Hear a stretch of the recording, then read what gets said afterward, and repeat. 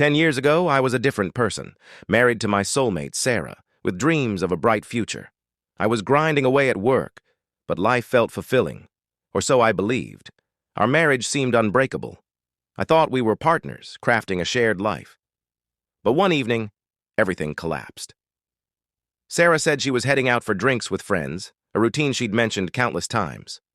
But that night, I stumbled across a text on her phone that obliterated my reality. It was from my own brother, David. I couldn't accept it at first, but the truth was undeniable. My wife and my brother were betraying me. The shock and fury weren't just from the affair, but from the betrayal by the two people I trusted most.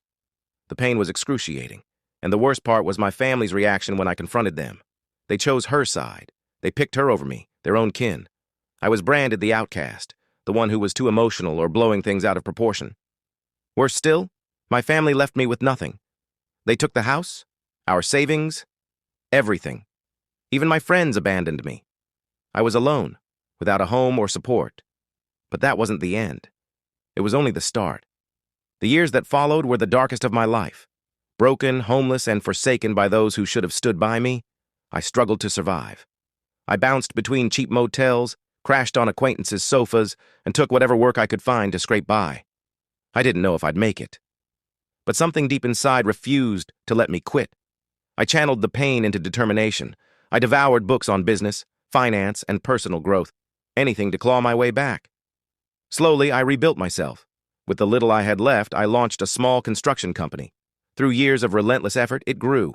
By 38, I'd transformed from a man with nothing to the owner of a thriving business. But success didn't taste as sweet as I'd hoped. The wounds from Sarah and my family hadn't healed, and despite my wealth, I had no one to share it with. My old friends were gone, my brother was cut off for good, and the last time I saw Sarah, she was living with David in the home we once shared. Then everything shifted again. A few months ago, I received a letter from my parents. It was brief, formal, but its intent was clear. We're sorry. Let's make things right. Come back. At first, I thought it was a cruel prank. They'd cast me out when I was at my lowest, yet now, with my success, they wanted to reconnect. I ignored it for days, but curiosity won out. I called my mother, and her voice was gentle, remorseful. She spoke of their regret, how they wished they'd handled things differently. My father was blunter, admitting they'd been wrong to back Sarah and David. He said they hadn't understood then, but now saw my accomplishments and wanted to mend things. After all this time, I couldn't just erase the past.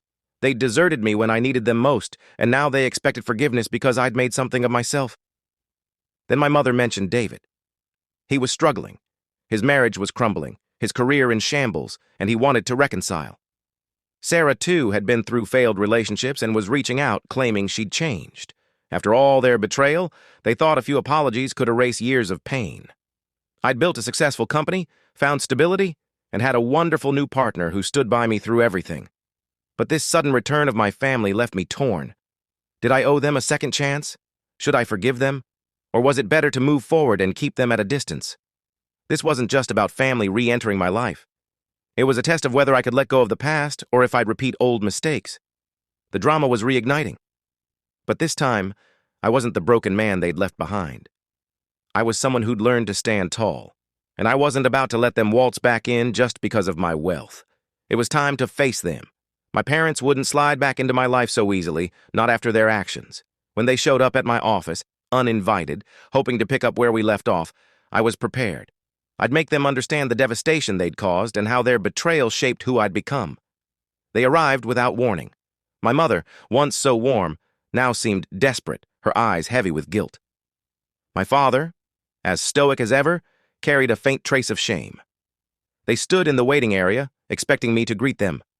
I stepped into the room, pausing to look at the people who'd discarded me when I was at my lowest. My emotions swirled: anger, confusion, disbelief. How could they just show up after all these years? "You've changed," my mother said quietly, her voice laced with sorrow. "We've heard about your success. We're so proud of you." Her words should have warmed me, but they burned. Proud? How could they claim pride when they didn't know my struggles? They never asked how I survived. They just turned away and left me to fend for my seat.